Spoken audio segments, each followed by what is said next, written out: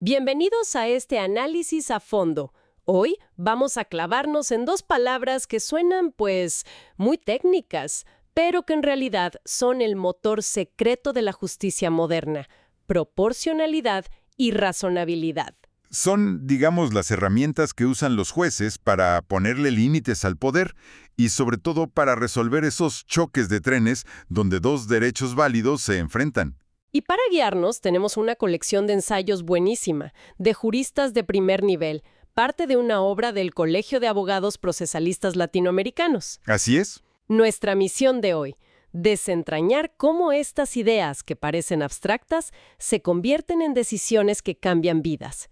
Desde si una persona recibe un medicamento vital hasta cómo se define la libertad en una democracia. Vaya tema. Muy bien, pues empecemos por el principio. A todos nos ha pasado tener esa sensación, ¿no? Una autoridad, el gobierno, una institución, toma una decisión que cumple con el reglamento al pie de la letra, pero que se siente, pues, fundamentalmente incorrecta. Y justa. Injusta, desmedida, que frena a una autoridad de aplicar la ley de una forma que, aunque sea legal, sea completamente irracional. Justo. Acabas de poner el dedo en la llaga. Esa sensación de injusticia frente a una decisión que es técnicamente legal es el punto de partida de todo este análisis. Ajá. Y la respuesta que proponen estas fuentes son precisamente los principios de proporcionalidad y razonabilidad. No son adornos teóricos para nada. Ok. Son, en la práctica, un límite a la discrecionalidad del poder. Le dicen a cualquier autoridad, desde el Congreso hasta un funcionario, que sus actos no solo deben estar en la ley, Claro. sino que deben tener lógica, ser coherentes y, sobre todo, no causar un daño mayor al beneficio que buscan. O sea que no basta con decir, lo hago porque la ley me lo permite. Para nada. La autoridad tiene que demostrar que su decisión es la más inteligente y la menos dañina de las opciones posibles. Exactamente. La ley te da el poder, pero la razonabilidad te exige usarlo con sabiduría. Y para que esto no se quede en el aire, el prólogo de la obra de Hugo Carrasco Soule nos pone un caso que lo ilustra de forma brutal. A ver. Es el amparo en revisión 84-2020. Imagina la situación. Una persona, derechohabiente del IMSS, tiene una enfermedad grave. Sus propios médicos, los del IMSS, le recetan un medicamento específico y le dicen que es indispensable para salvarle la vida. Ok, hasta ahí todo parece claro. Si el médico del propio IMSS lo receta, el IMSS debería darlo, ¿no? Pues parecería lo lógico. Pero el IMSS se lo niega. ¿Y el argumento cuál fue? Puramente administrativo. Ese medicamento no está en nuestro cuadro básico. Y la razón de fondo, pues, era financiera. Comprarlo es caro, no está presupuestado, nos rompe los esquemas. Híjole. Una decisión basada en su reglamento interno y su presupuesto. Y ahí es donde choca la lógica burocrática con la vida de una persona. ¿Qué pasó en el tribunal? Aquí es donde la razonabilidad entra en acción. El tribunal no se limitó a ver si el IMSS tenía la facultad de hacer su cuadro básico. Fue mucho más allá. ¿Qué preguntó? Se preguntó si la decisión de negar el medicamento, en este caso concreto, era razonable y proporcional. Y la conclusión fue un no rotundo. Claro. El argumento de la disponibilidad financiera no puede ser un cheque en blanco para anular derechos fundamentales como la salud y la vida. Poner una regla administrativa por encima de la supervivencia de un paciente fue un acto desproporcionado. El tribunal le puso un alto. Básicamente le dijo al IMSS, tu poder de administrar no es absoluto. Tienes que justificar tus decisiones y la eficiencia presupuestaria no puede por sí sola costar una vida. Me parece increíble. O sea, el principio obliga a la autoridad a ver a la persona detrás del expediente. Pero eso de razonable o proporcional todavía me suena un poco subjetivo. Sí, puede sonar así. ¿Cómo evitamos que un juez simplemente imponga su visión personal de lo que es justo? ¿Hay algún método para que esto no sea arbitrario? Es la pregunta clave y la respuesta es que sí.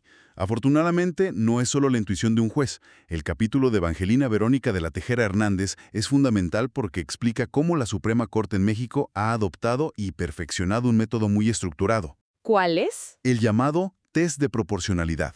Haz de cuenta que es una especie de control de calidad para cualquier ley o acto de autoridad que limite un derecho humano. Una fórmula, por así decirlo. ¿Cómo funciona? Es una secuencia de 4 pasos, y la medida tiene que pasar todos. Si falla en uno, se cae todo el argumento. A ver, ¿el primero? El primer paso es que la medida debe perseguir un fin constitucionalmente válido. O sea, el objetivo que busca la ley tiene que ser legítimo, algo que la Constitución proteja, como la salud pública, la seguridad. De acuerdo, el objetivo tiene que ser válido. Suena lógico. ¿Cuál es el segundo paso? El segundo es la idoneidad. Aquí se analiza si la medida que se está tomando es realmente una herramienta adecuada para alcanzar ese fin. Si sirve para lo que dice que sirve. Justo. Por ejemplo, si el fin es reducir accidentes de tráfico, una medida idónea podría ser poner límites de velocidad. Una no idónea sería, no sé, pintar todos los coches de amarillo. No hay conexión. Entiendo. La herramienta tiene que ser la correcta para el trabajo. ¿Y el tercero? El tercer paso es el más exigente, la necesidad. Aquí el juez se pregunta, de todas las posibles medidas que también son idóneas para lograr ese fin, ¿es esta la que menos restringe el derecho fundamental que estamos afectando? Ah, o sea que no basta con que funcione. No, tiene que ser la opción menos dañina, la menos invasiva. Si existe una alternativa más suave que logra el mismo objetivo, entonces la medida más dura no es necesaria y por tanto es inconstitucional. Vaya, no se puede usar un cañón para matar una mosca si un matamoscas funciona igual. Esa es la analogía perfecta. Y finalmente, el cuarto paso, la proporcionalidad en sentido estricto. El balance final. Es el balance final, sí. Se pone en una balanza la importancia de alcanzar el fin y en la otra la intensidad de la afectación al derecho. La pregunta es, ¿los beneficios para la sociedad superan el sacrificio que se le pide a la persona? Si el daño al derecho es mayor que el beneficio, la medida es desproporcionada. Exactamente. Fascinante. Es un proceso mucho más riguroso de lo que imaginaba. ¿Podemos ver este test en acción con algún caso real que mencionen las fuentes? Por supuesto. Un caso paradigmático que se cita es el del VIH en las Fuerzas Armadas, el Amparo 3070-2007. Me suena. Antes de esa sentencia, la ley daba de baja automáticamente a cualquier militar que diera positivo en la prueba de VIH. ¡Qué brutalidad! ¿Cómo se aplicó el test de ahí? A ver, analicémoslo paso a paso. 1. El fin era constitucionalmente válido. El ejército argumentaba que era para preservar la eficacia y aptitud de las Fuerzas Armadas. Un fin, en principio, legítimo. Pasa el primer escalón. Ok. 2. La medida era idónea. Dar de baja a militares con VIH ayudaba a la eficacia. Se podría debatir, pero la Corte concedió que podría tener cierta idoneidad. Pasa el segundo escalón. Con dudas. Pero me imagino que se atoró en el tercero. Exacto. Se estrelló contra el muro de la necesidad. ¿Era necesario darles de baja? ¿Era la única opción o la menos restrictiva? Claramente no. Había otras opciones. Claro, el tribunal señaló que existían múltiples alternativas menos dañinas. Se podía reubicar al militar en tareas administrativas. Se le podía dar tratamiento médico. La baja automática era la opción más extrema. ¿La más drástica? No la menos lesiva. Y por supuesto, tampoco superaba el cuarto paso, la proporcionalidad estricta. Claro, el daño era devastador para la persona. Piensa en el impacto. Perder tu carrera, tu sustento, tu proyecto de vida, además del estigma social. Un daño gigantesco. ¿Y el beneficio? ¿Cuál era el beneficio para la eficacia del ejército? Pues, era nulo o especulativo, basado en prejuicios y no en evidencia científica. El sacrificio que se le pedía al individuo era inmensamente mayor. Y la ley se cayó. La ley no pasó el test y fue declarada inconstitucional en esa porción. Es que este test, visto así, no es solo una lista de verificación legal. Es una máquina de obligar al poder a ser honesto. Me gusta esa descripción. Le quita la capacidad de decir, lo hago porque puedo, y lo fuerza a probar, paso a paso, que su solución es la más inteligente y la menos dañina posible. Es un control de calidad para las leyes. Es la mejor definición que he escuchado. Y lo vemos de nuevo en otro caso que se analiza en la fuente y que generó un debate público enorme: el consumo lúdico de marihuana. El Amparo 5470-2018. Ese mismo. La prohibición absoluta del consumo estaba en la Ley General de Salud. A ver, apliquémosle el test. El fin de la prohibición era proteger la salud pública. Eso es, sin duda, un fin constitucionalmente válido. Sin duda. ¿Y prohibir el consumo es una medida idónea para que la gente no consuma? Parece que pasa los dos primeros pasos sin problema. Así es. El debate se centró, de nuevo, en los pasos 3 y 4. ¿La prohibición absoluta era necesaria? ¿Y qué dijo la Corte? Dijo que no. Argumentó que existían muchas otras medidas que también protegían la salud pública, pero que eran menos restrictivas para la libertad. Regular la venta a mayores de edad, poner impuestos, limitar la publicidad, como se hace con el alcohol o el tabaco. Justamente, la prohibición total era la opción nuclear, no la necesaria. Y en el balance final, en la proporcionalidad estricta, La balanza se inclinó de forma decisiva. Por un lado, tenías la afectación inmensa a un derecho fundamental, el libre desarrollo de la personalidad. que es el derecho a decidir sobre tu propio cuerpo y tu plan de vida. Exacto, siempre que no dañes a terceros. Y por otro lado, ¿qué grado de protección a la salud pública se lograba? La Corte consideró que este beneficio era muy bajo, o mínimo. Sobre todo porque la prohibición no había acabado con el consumo. Exacto. Y que otras sustancias legales causaban daños a la salud pública mucho mayores.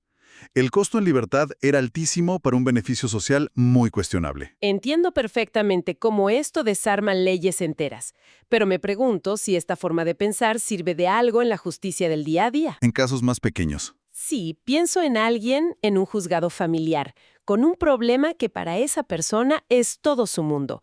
¿Le sirve de algo esto? Es una excelente transición, porque nos lleva directo a la perspectiva que aporta el texto de Manuel Bermúdez Tapia, analizando el sistema judicial en Perú. A ver, Y el problema que él expone es increíblemente humano y cotidiano, las llamadas actas de conciliación en asuntos familiares. ¿qué son exactamente?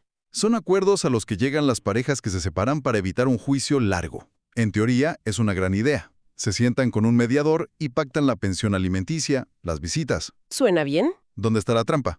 La trampa, como señala el autor, está en la realidad. La gente firma estos acuerdos en el peor momento de su vida, bajo una presión emocional brutal. Solo quieren que el conflicto termine. Y firman lo que sea. Firman acuerdos atemporales e imprecisos. Acuerdan una pensión fija, sin pensar que los niños crecen, que hay inflación, que la situación económica cambia. Claro, en ese momento solo quieres salir del paso. No estás redactando un contrato a 20 años vista. Exactamente. Y aquí viene el nudo legal. La ley en Perú, como en muchos otros países, dice que esas actas tienen el mismo valor que una sentencia judicial firme. Ah, o sea que el juez no puede hacer nada. Se convierte en un simple tramitador. Si el acta dice que se debe pagar X cantidad, el juez solo puede ordenar que se pague X, aunque esa cantidad hoy sea ridícula o, al revés, imposible de pagar. Es una justicia ciega que solo lee el papel. Por eso, la propuesta del autor es que los jueces deben aplicar un control de razonabilidad sobre estas actas. Antes de ejecutarla de forma mecánica, el juez debería poder preguntarse, ¿es razonable y justo ejecutar este acuerdo, firmado hace 8 años, en el día de hoy? No se trata de anular los acuerdos, sino de adaptarlos. Exacto, de poder adaptarlos a la realidad para evitar un resultado absurdo o injusto. Es un llamado a que la justicia vea a las personas y sus vidas cambiantes, no solo documentos congelados en el tiempo. Pero todo esto, desde el caso del IMSS hasta estos acuerdos familiares, me deja con una inquietud de fondo. Te escucho. Si un puñado de jueces que no son electos puede anular leyes hechas por el Congreso o decisiones de autoridades elegidas por el pueblo, ¿quién manda realmente en una democracia? ¿No es esto profundamente antidemocrático? Has llegado al epicentro del debate, al que los teóricos llaman el problema contramayoritario. Así se le llama. Es la tensión fundamental de cualquier democracia constitucional. Y el capítulo del jurista brasileño Luis Guilherme Marinoni lo aborda con una lucidez impresionante. La pregunta es esa: ¿quién debe tener la última palabra? Es la pregunta del millón. ¿Qué postura plantea Marinoni? Su postura es muy matizada. No es un cheque en blanco para los jueces. Por un lado, afirma sin dudar que el control judicial es indispensable. ¿Para proteger los derechos? Exacto. Los derechos fundamentales están en la Constitución precisamente para protegerlos de las pasiones y presiones de las mayorías de un momento dado. Si no, los derechos de las minorías estarían siempre en peligro. De acuerdo, ese es el argumento clásico. Pero, ¿dónde traza la línea? ¿Cuál es el límite del poder de un juez? Aquí es donde su argumento se vuelve particularmente interesante. Marinoni hace una distinción crucial. Sostiene que los jueces deben intervenir con firmeza cuando una ley es claramente desproporcionada o arbitraria. Como en el caso del VIH. Justo, donde la injusticia era flagrante, o cuando una ley protege de menos un derecho dejándolo vacío. Ahí el juez actúa como un freno de emergencia. ¿Y cuándo no deberían intervenir? Deben ser extremadamente cautelosos, dice Marinoni, en temas donde existe lo que él llama un desacuerdo profundo en la sociedad.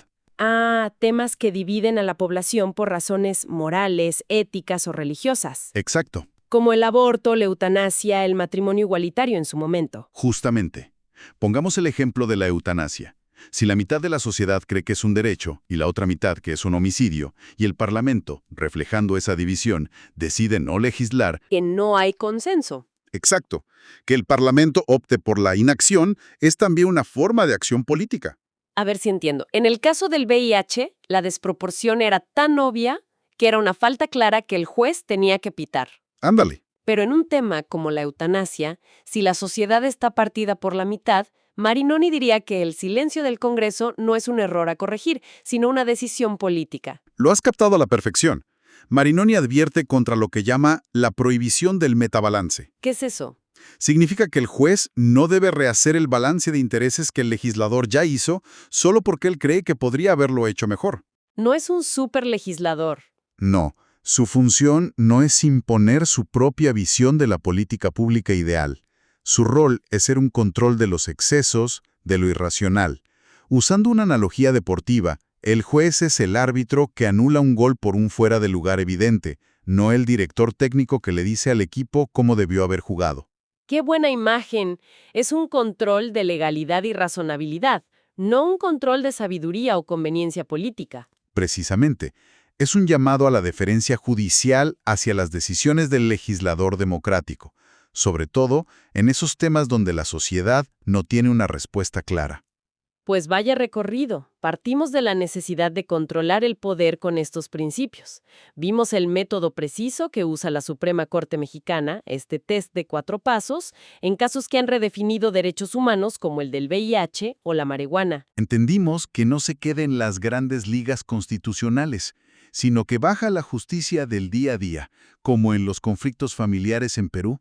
Y cerramos con esta reflexión tan profunda sobre el delicado equilibrio que deben guardar los jueces para no cruzar la línea y convertirse en legisladores. Así es. Lo que nos dejan estas fuentes es la idea de que la justicia moderna exige a los jueces mirar más allá de la letra fría de la ley para juzgar sus verdaderos propósitos y sus consecuencias en el mundo real.